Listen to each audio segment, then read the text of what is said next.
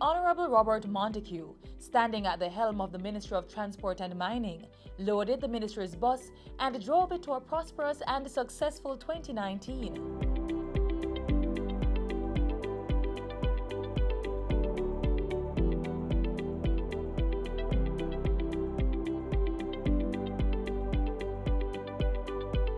Last year saw Cabinet's approval of having video surveillance on road networks across the island. This was then followed by Cabinet giving the green light for the private sector to partner with government to implement video enforcement technology on our roadways. Efforts are being made to ensure that the requisite roadside objects are strategically placed on the network to ensure the best chances of survival should a traffic accident occur. And the way was then paved for 700 traffic cameras to be installed in specific parishes.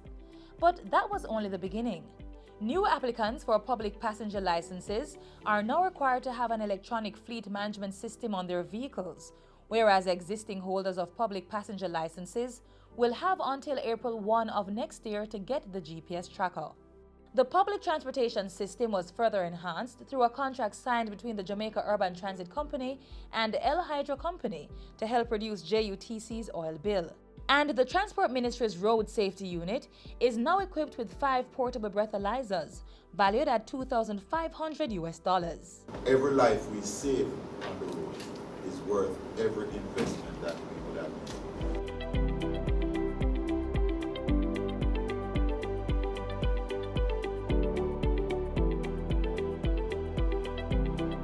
So the transport system was now tailored to make Jamaica the place of choice to live.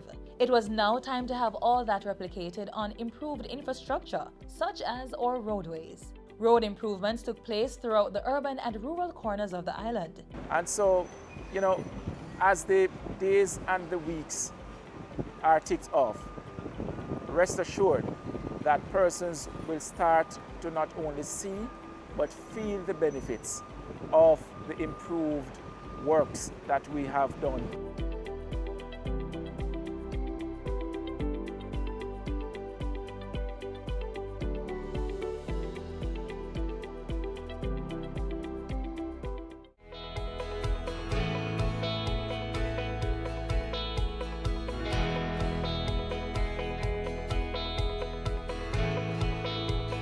So there was land, but much attention was also given to transportation by sea. The nation's bunkering industry is now able to supply ships with LNG fuel, following New Fortress's investment in the industry. And we are open for business. Bunkering creates some 900 direct high-paying jobs in Jamaica and approximately 3,000 indirect jobs. So it is vital to our economy.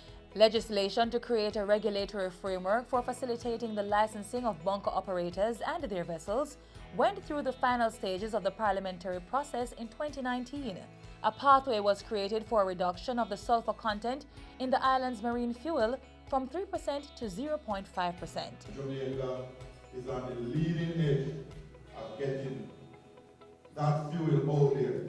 So it is estimated that if we can get 10% of the business of the amount of ships that come to the Panama Canal, we can earn upwards of $3 billion as a firm.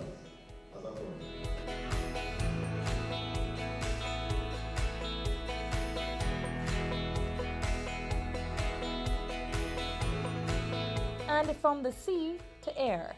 In 2019, the Transport Ministry gave a propulsive force to the island's aviation sector.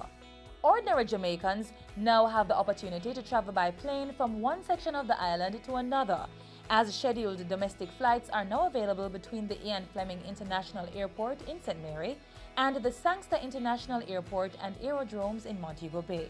These scheduled domestic flights mark a new and historic day in general aviation in Jamaica. Last year, Jamaica also formally signed an air service agreement to facilitate direct flights from South Africa to the Norman Manley International Airport. And more flights were rolling in from Orlando, as Spirit Airlines introduced non-stop flights between the Orlando International Airport in the United States and Jamaica.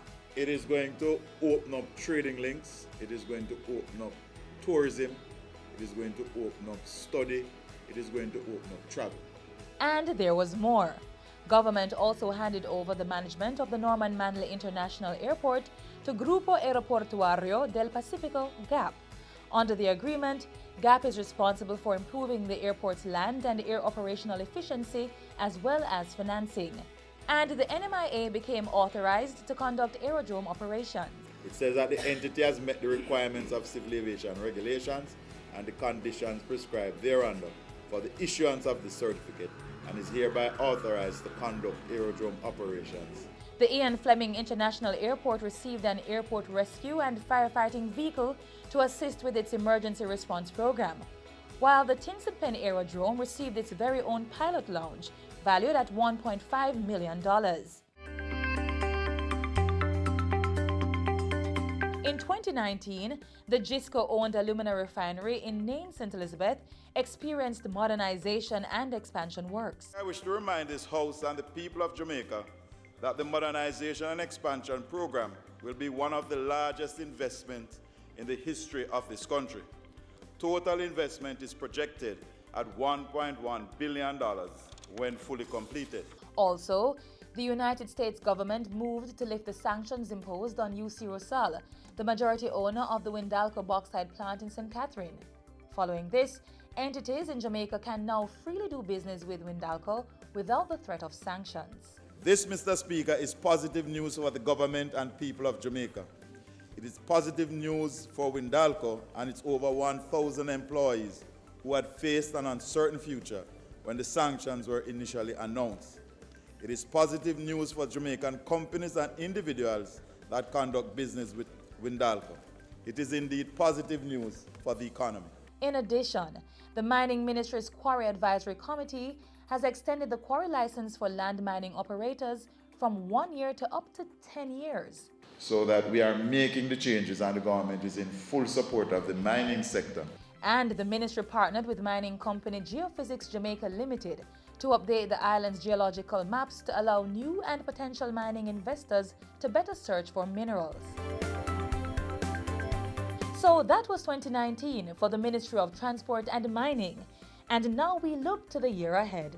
Okay, folks. Thank you for your cooperation. Your bus drive is over.